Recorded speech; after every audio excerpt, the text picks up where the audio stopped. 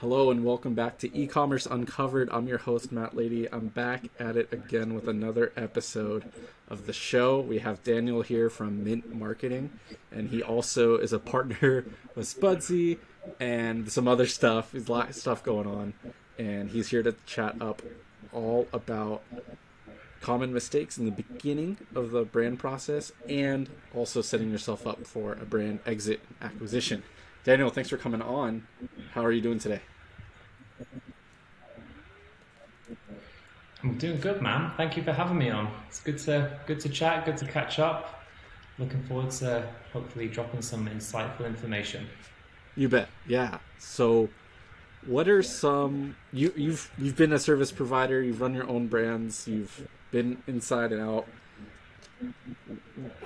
What are people still getting wrong, and that it should you don't think should be a big problem these days with more information and more knowledge and more sharing of these podcasts and courses?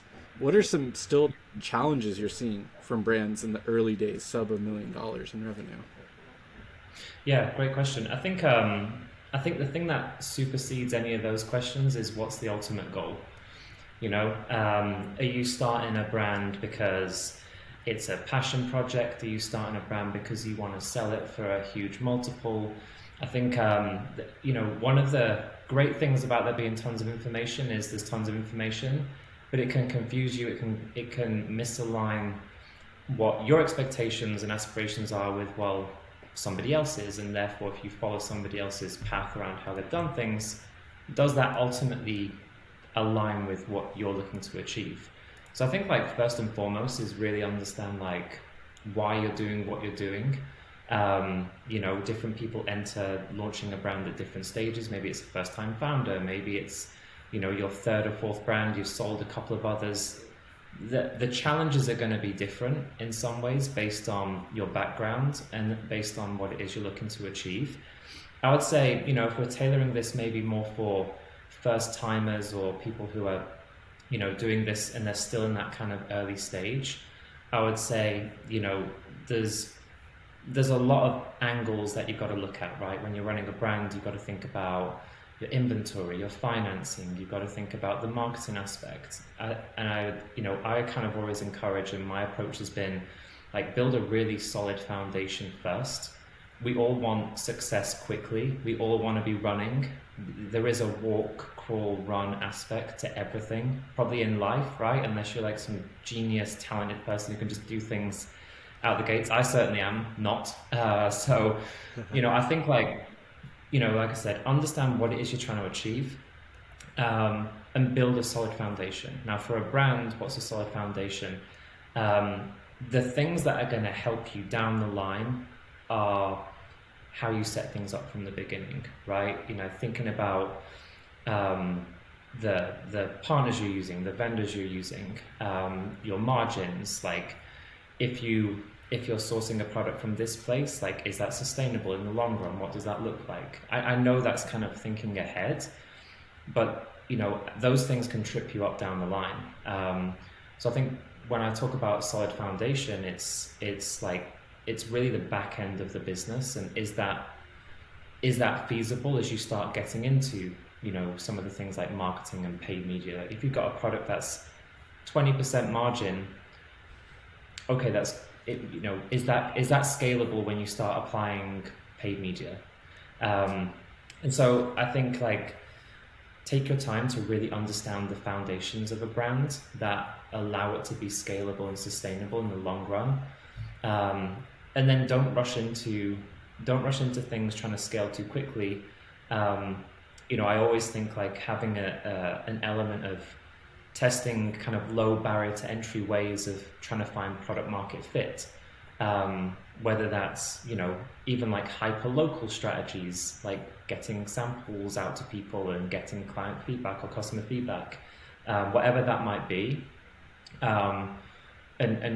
Not jumping into some of the things that is out there in the ecosystem about brands and ecom, which is Facebook, and spend a lot of money on Facebook and you'll be fine for life kind of thing. It's build that solid foundation, pay attention, get some data in, build some brand equity that way, and then have in place like a kind of like a 6 month roadmap, a year roadmap of like, okay, we want to go from here to here, tick off each of those boxes as you go along. And you're learning so much at that stage, right? So like pay attention to the things that you're learning, like iterate. You're not going to get it right out the gates, and that's okay. Nobody does. So build that solid foundation first. So maybe trying to first know yourself, know what race you're running. Don't compare yourself to people running a VC backed race if you're bootstrapped out of your basement. Correct. And then Yeah. knowing how fast and where you want to go will help dictate what you should focus on. And Exactly. while you're Yeah. determining that, set up the basics, get a foundation, get feedback, get customers, Yeah. and listen to those customers then too. So how can you start turning early customers, early testers, these samplers?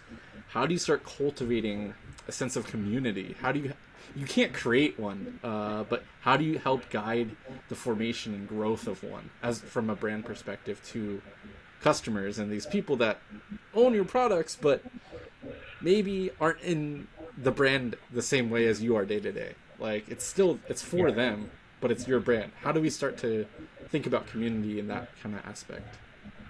Yeah. Do you know what? It's actually one of the most often touted things that I think most people have the least concept of how to achieve, right? You know, even for like you say run Facebook ads, it's Facebook ads. Email SMS, it's email SMS. Google is Google. When people talk about build a community around your brand, that's really hard. You know, and I think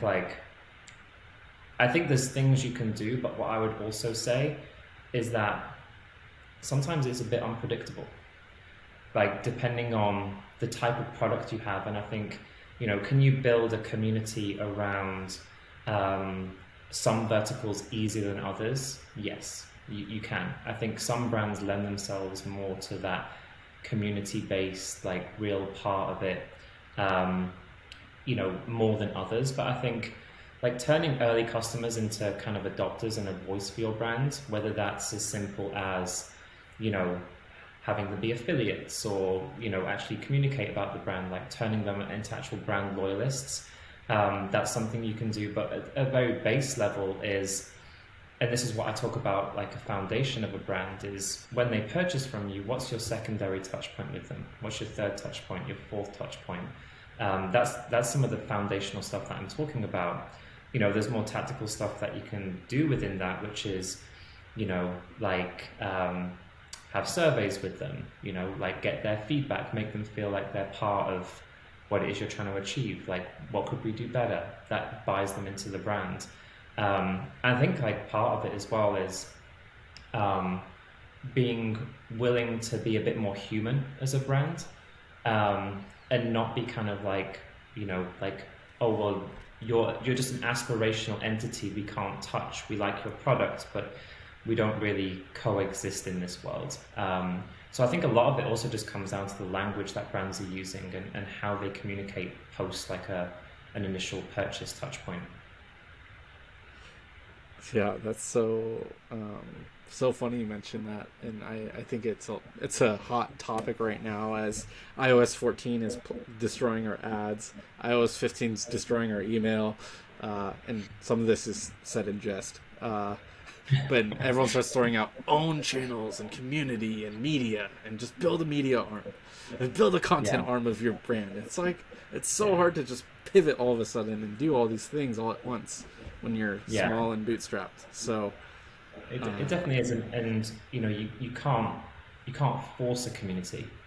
It has to be built on a co-sharing of value, right? Obviously, the value to the brand is loyalty and that they're going to keep buying, and but the loyalty and the value back to them is it can't just be about buy from us again and again and again, please. So there's like you have to think through, well, what's going to keep that person engaged? Like, why would they be part of a community? Do you see what I mean? It's not just going to happen just because they like the product, unless you're one of these like super niche kind of, you know, brands or products, which again can happen, but is not. I don't think it's common. Yeah, it's that's the 5-10% of brands. Most brands, it's gonna like, okay, I bought a graphic T-shirt from you. Okay, like now what? It's like, okay, oh well, we're actually, it's Shelly Cove, and we like save the environment and give back and do community cleanup and recycling and stuff like that. Like there's more to it that Matt has done over there. So Yeah, like just know, kind of know, like you said, go back to the beginning, know yourself, know your brand, know your product, and how you yeah, might be fitting into an existing community. And yeah, instead of creating your own, maybe it's fitting into an existing one and supporting them and supporting those people already there. So you're not trying exactly. to own it. So that's really cool. Yeah. I like that. Okay, so set those foundations up. what I have to bring up a little bit. Black Friday next month, at the time of this recording. Just some rapid fire. Like, what are some uh, simple foundations and like principles that you generally follow year to year, or have seen to be true year to year, for Black Friday, generally? And then I'll kind of ask a second question. Yeah, and I don't think there's going to be too many surprises in this response, to be honest with you. I think most brands, agencies, marketers are going to be doing the same thing, which is drive intent early. Um, Black Friday, Cyber Monday hits. You want to have audiences primed rather than trying to compete against, the increases in spend, the higher CPMs, the 50 emails we're all going to get on the same day, competing for your attention. So it's like, there's many ways of doing this, but I think the bigger thing is drive the intent early. There's whether that's increasing spend, like we typically increase spend in the lead up to Black Friday, Cyber Monday, kind of does this increase spend, drop it slightly, and increase back again for Black Friday, Cyber Monday. And so I think, anything you can do, like I said, to really drive that intent, capture leads, drive site traffic, obviously make it qualified. I don't really love traffic optimizations. I wouldn't suggest that one. Can work. But yeah, from a general theme perspective, it's like your Black Friday, Cyber Monday success kind of started 6 days ago ish. Well, it probably started earlier in the year, but like if you're just thinking about it now, you should be really focused on, get your brand, get your product in front of people, even early teasers, right? Within your current, if you have subscribers, like maybe tease a little bit of what is coming, what to expect. You don't want to do it too early because it can kill any sales that might come in like in the 2-3 weeks before Black Friday. But there's more often than not, there's going to be a slight lull. Consumers are primed for the fact that it's coming. So getting that timing right is important. I think we all know that this year, there's a lot at play. Probably a lot of brands who have struggled, with iOS 14 and iOS 15, like a monster Q4 is maybe going to make up for some of that. So I expect budget that was pulled maybe being put into kind of Black Friday, Cyber Monday periods. People are probably going to start sales earlier. They're going to run longer. They're going to be more aggressive. At the end of the day, do what's right for your business, your margins, your spend level, what it is you're trying to achieve. But yeah, in general, think about drive intent early, tease things out to your current communities, even tease things out to people who have engaged but haven't purchased, get them excited about what the offer is going to come up. And then that should be something that you can capitalize on when you actually drop your promotions. Yep, you gotta set them up. You gotta prime them. Uh, a lot of these people are already looking for deals, and they're looking for it. You just have to show them, and so Yeah, you gotta talk about it. But yes, buy the traffic early, and it doesn't. And today, it will seem like you're losing money, and yeah, and it sucks, and it's so hard for us. Uh, to conceptualize that. We see the money go in, we want to see our normal 2x, 1.5x back, and see yeah, we made money that day. But if this is your first or only second Black Friday, this is generally the Super Bowl. This is the big deal for a lot of brands. They make up a lot of yeah, revenue, not always profit, but they make up a lot of revenue during this time. So you're training, you're working, you're putting in the practice and reps, and getting ready for that Exactly. big day in November. So Yeah, it's exactly. And have that plan. Have your plan of exactly what your Black Friday Cyber Monday is going to be. What's the initial messaging? What's the messaging 5 days in? What's the messaging, depending on the duration, like how does that messaging change? Right? I think that's the other thing is, just getting a little bit more tactical into it is don't go in with just like one message of this is our big promotion, right? Like how can that messaging change so that you're, again, even within the Black Friday Cyber Monday period, still testing variables that, okay, well, if this angle of the promotion didn't work, maybe this one will. Like, and again, that has to be based on what makes sense for your business, margins, everything else. But we like to take the approach of having all of that creative, so we're putting new creative in every single day with slightly different messaging, all the way through the Black Friday Cyber Monday period. Yep. It's come with a plan, but also come with backups and iterations and twists and tweaks to it, in case that one doesn't hit.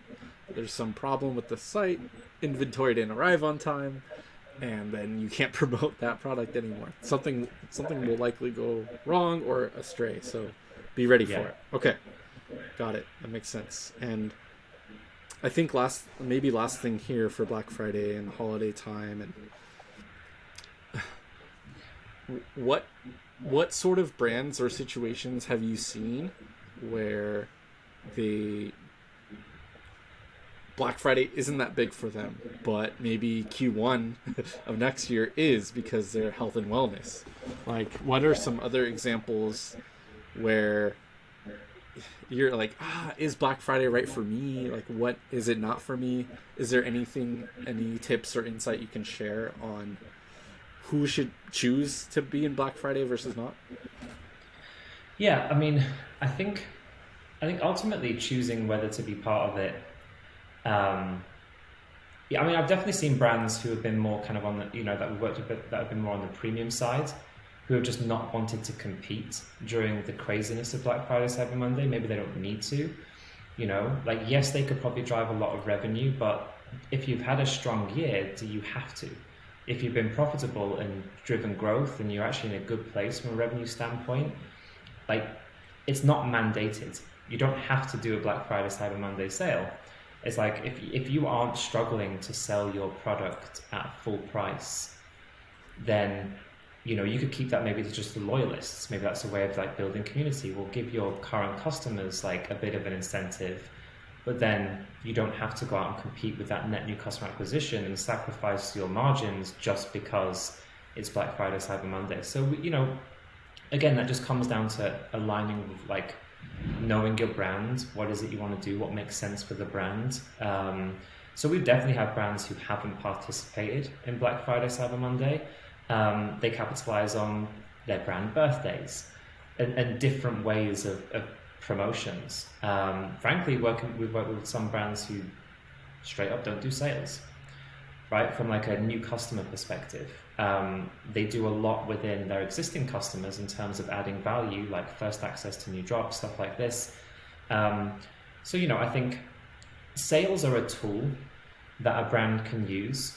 And I think, playing with pricing versus sales is different, right? Because the messaging is different. What you're trying to achieve is different. So a lot of brands play with pricing. Now, how that's positioned doesn't have to be 40% off, come buy it now, limited time only, blah, blah, blah. So again, I think like if you're debating whether Black Friday, Cyber Monday promotion makes sense for you, I think a lot of that is based on, well, how has your year been? Where's your brand at? Are you struggling to acquire new customers? Do you need the revenue bump? Is the deduction in margin worth it? And I think like ask yourself those questions, and those are the things that should help you determine the answer. Yeah, no, that's great. Again, it seems like you got to know yourself before you go and do a bunch of stuff. So keep that self-awareness, keep it all of the advice and input you receive from people, podcasts, Twitter, you have to filter it. You got to be able to filter through and see it if it makes sense for your brand. So even what Yeah, we're saying is like, hey, this is probably right for a lot of them, but not for every single yeah, brand. So yeah, exactly. And great call out there. it's the same with anything, right? Any advice lacks the contextual relevancy of your specific situation. Um, so a lot of those things work. I have no doubt that there's benefit in understanding and taking inspiration from some of those things. Like everybody does it, but yeah, like you know, someone might be running a 70% sale, but you don't know their margins. Like you don't know like whether is that just dead inventory because they're just trying to clear out the warehouse because they've got 5 new drops coming in the next month. So there's so many things that you have to do what's right for your brand, what you have, where you've been, and what it ultimately is that you're trying to achieve. Yep. And if you're lucky to have inventory, maybe try out. I'll give you a tip. Just try out saying we have stock. You will get like we have products ready for Yeah, purchase. most of it's in the port of LA right now, Yep. waiting to waiting It's to come crazy. on It's ship. all backed up, just sitting there. That's wild. Okay. So we got a little bit of insight there on foundations and Black Friday and a little bit there. So let's transition a little bit and go a little bit different than most of my guests is talking about brand exits and acquisitions. So yes, even if you're an early brand under $1 million, you can still be thinking about the future and still think ahead of time. And again, know yourself. So if you're a lifestyle brand looking to just chill out for the next 20 years, maybe the next couple of minutes will not be as helpful for you. But if you're looking for a potential exit or even just learning more about it, stay tuned. So, Daniel, let's talk about brand exits and acquisitions. What what's the common misconception that bothers you the most? That is just annoying to no end when people talk about people's selling brands and the valuations and all this sort of stuff. What's one of your pet peeves with this exit process? Um, what am I? I think one of the challenges with it is there's just more ways to be successful than just like the big exit, the big VC round, and it's not knocking that. It's just, and I don't want to kind of repeat myself too much, but it's like, what is it you're ultimately trying to achieve? You know, there's always more ways to do anything, right? If anybody talks in absolutes, I would discard that information a little bit. So, and I think and there's many reasons to exit. Like maybe some exits actually aren't super beneficial for the brand because they're actually losing money, so they need to exit because they can't keep affording to go on. Like I don't want to sound doom and gloom about it because many exits are great for the brand. But I would say I don't know if it's like a massive pet peeve per se about it, other than Yeah. I think most people don't enjoy the celebration of raising money, even though it's very challenging to do. So it does. The recognition should be given to some degree because that's a hard thing to do. So congrats to people who are raising money, but again, does that make sense for what it is you're looking to try and achieve? Like at what point does it make sense? Is it actually that easy? What are the years of slog that you've gone through to kind of get there? So I think it all just comes back to what is it you're ultimately trying to achieve, and I think that really dovetails into then how you look to scale a brand. And I know we're kind of going to touch upon this, so sorry if I'm jumping ahead, but Go ahead. whether you staff in-house, whether you outsource, whether you get multiple partners, and those things can change. You might start off thinking, well, I just like this as a lifestyle brand. You start doing big numbers and you're like, well, actually, shit, this could actually be something massive. I'm going to sell to Unilever for $100 million. So those things can definitely change. Again, it's just being aware of it. So have a plan, something in place, and then be open to changing courses and adjusting as you go. So what are some what are so I agree with your VC take. By the way, it's great that they raised their money. That's awesome. I can't relate. I don't get it. That's okay. And I don't beat them up. I don't say anything. I just let them be. So I'm similar. So what are like? Have you heard of a situation or come across brands, other founders, friends, colleagues, whatever, like people trying to get rid of or sell or get acquired, and they're just like unsellable or like unacquirable? Like how do you avoid becoming that? Like how do you avoid becoming a brand that's a dead brand? Yeah, I mean, one of the things that we do at Mint and through Social Chain is invest in and acquire brands. So like I've spoken to a lot of brand owners around kind of potentials in terms of like what not to do, or like maybe what people maybe are looking for versus what they're not looking for.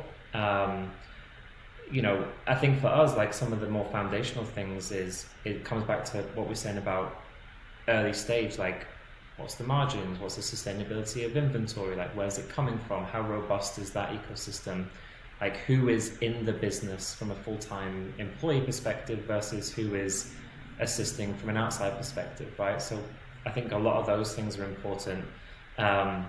Obviously any investor, I mean, it can probably change, but is looking to how can I come in and what needs to be fixed versus what just needs to have gasoline and a light flown on it so that we can or blow it up in terms of scalability.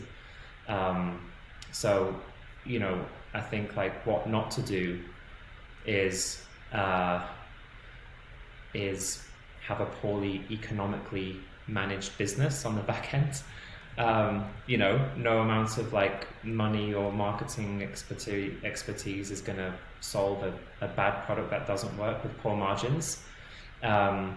So get that bit right, and again, if an exit or investment is what you're looking for, think about who's in the business, what's your plan, like what is it that you actually need out of a potential investment, or because it differs.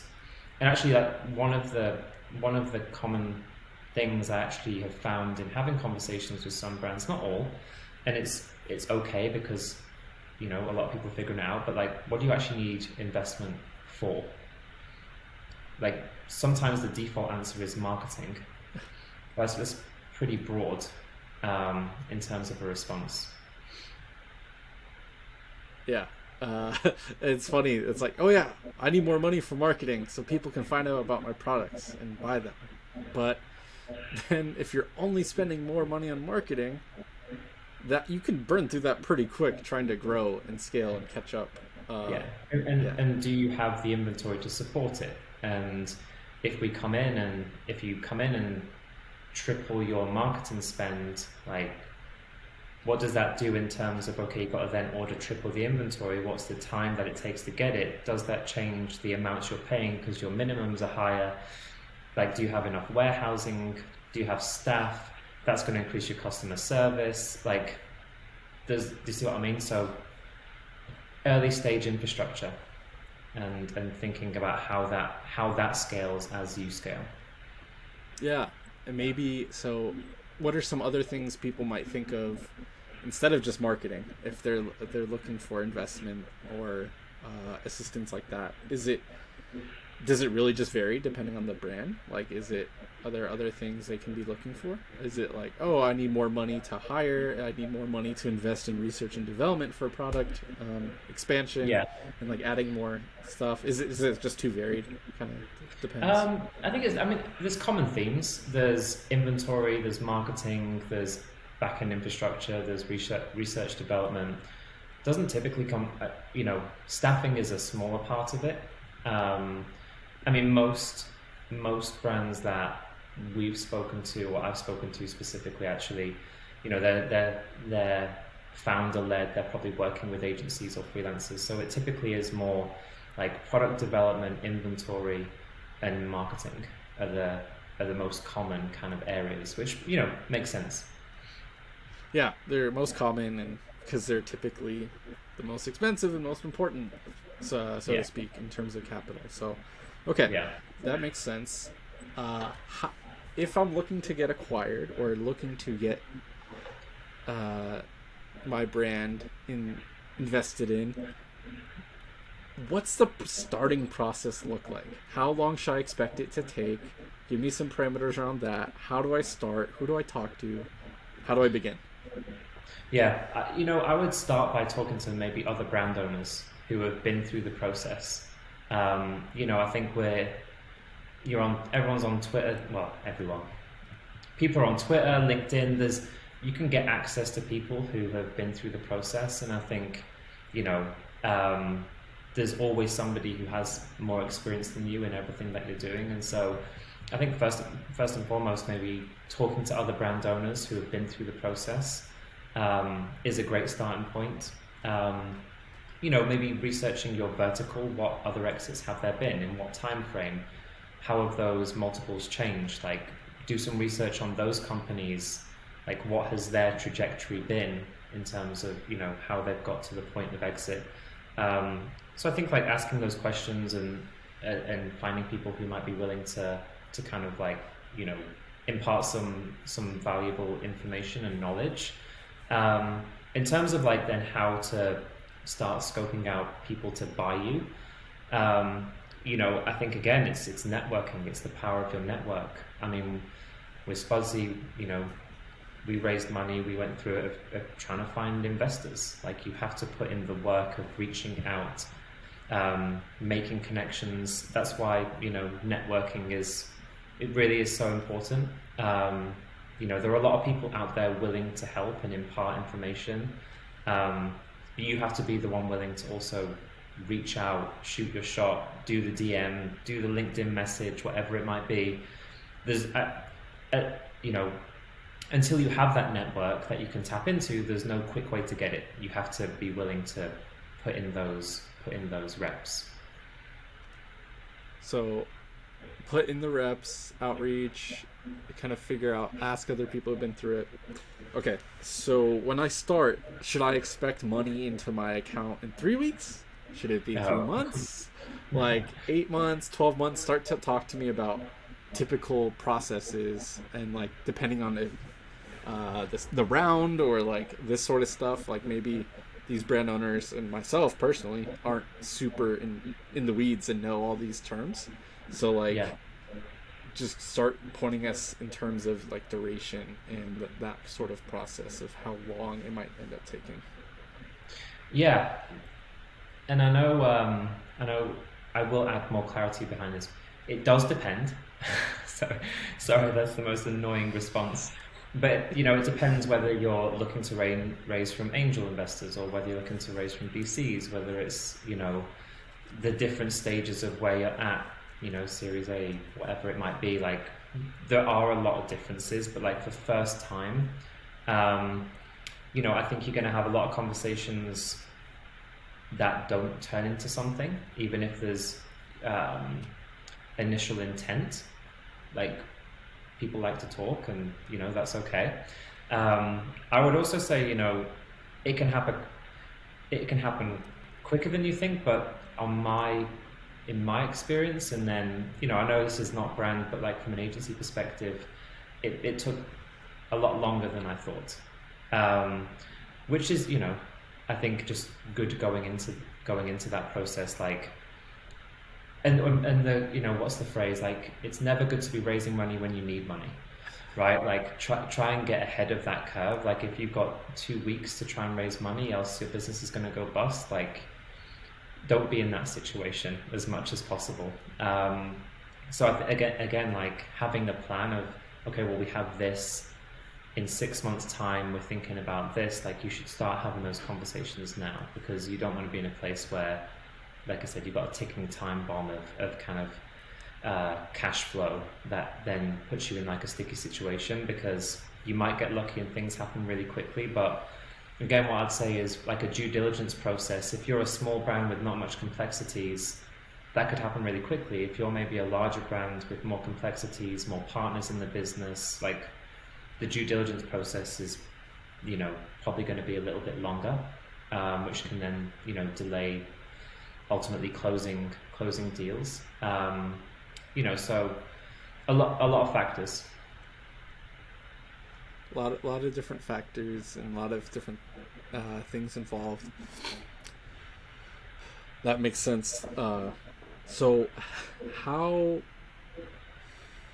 if I was to look to sell my brand in 2 years, what were some of the things you would recommend me as a friend, and I all of a sudden have a brand that's ready for exit in 2 years? What would you start telling me and whispering in my ear and getting me thinking about and like coaching me on it? Like coach me through this exit in the next couple of years. Like what's the first couple things you'd tell me? Have an idea as to who you're looking to exit to. I think that's like the starting point is like for your brand, your vertical, like who has been buying brands that are similar? Like what are your opportunities in terms of like who's actually going to be a potential buyer?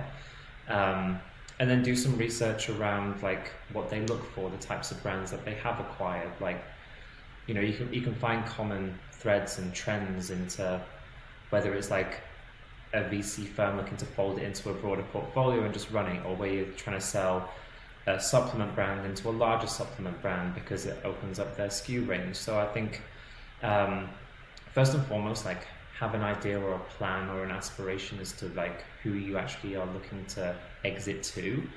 Do some research around the types of deals that they've done. I think that's the first place to start. Yeah, I think that's huge. It's knowing your audience, so then that will dictate who you try to talk to get to those people and how you approach them and the process of that versus someone like a single person like that might be their first time acquiring a brand and you want an operator to like take it over and run it for you versus a larger firm like you're saying. So I think that's awesome. That's good feedback. Because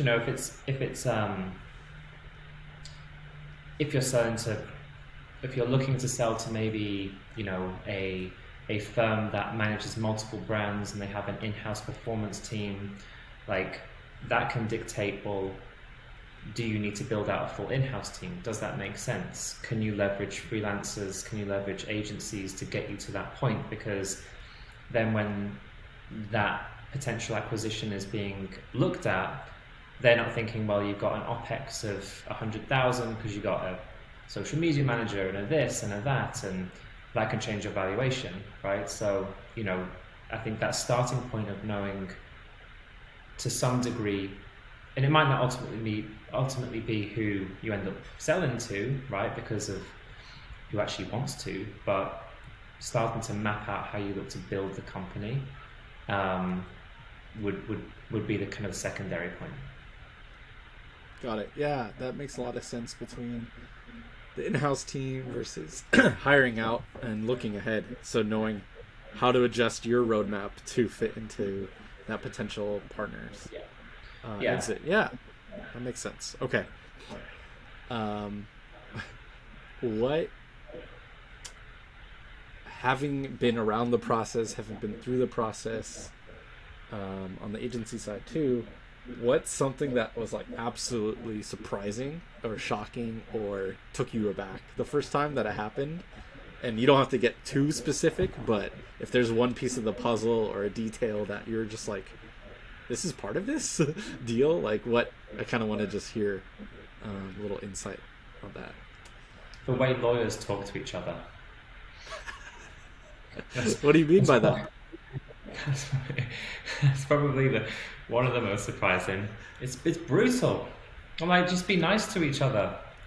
The language that's used is just like, oh my god, no. I mean, Joe, that actually was one of the most surprising things. I mean, great people on both sides. Like we have an amazing legal rep, and for us, so does everyone we dealt with. But legal talk can sound harsh.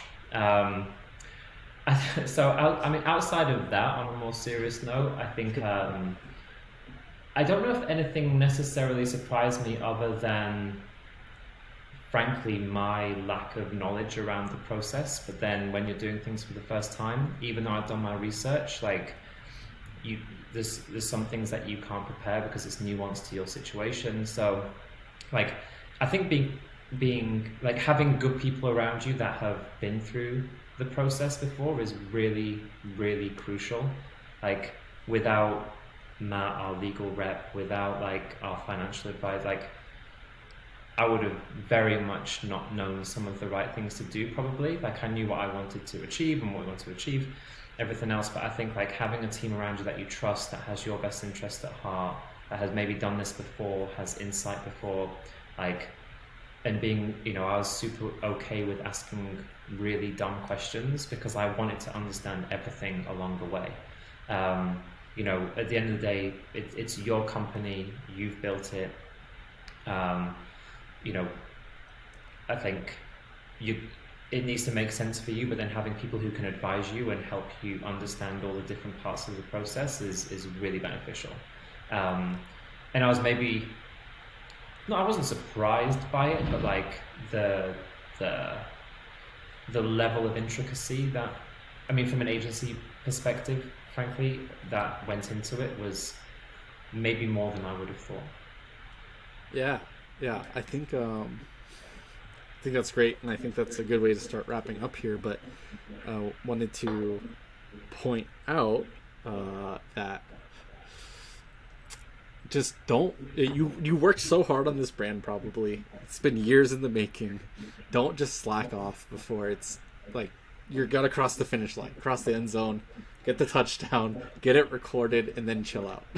I haven't exited a brand before, but I can imagine myself getting near the end and being like, oh, it's over. Yeah. But then it's not over yet, and something happens, and something changes, and Yeah. you got to pivot and adjust. So I like what you're saying there about don't be afraid to ask the questions. It's your brand, it's your baby, it's your making. Like, you just want it to be sent off and taken care of. So I like that reiteration of simple questions. Just ask them. Don't worry about being dumb.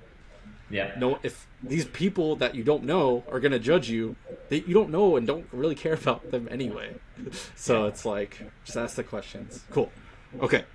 Daniel, appreciate your time and thanks so much.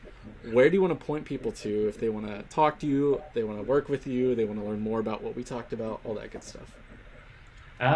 Twitter's probably the best place these days. My handle is foodog85, which is because I got two food dogs tattooed on my chest, and I just kind of like the name. So find me on Twitter, foodog85.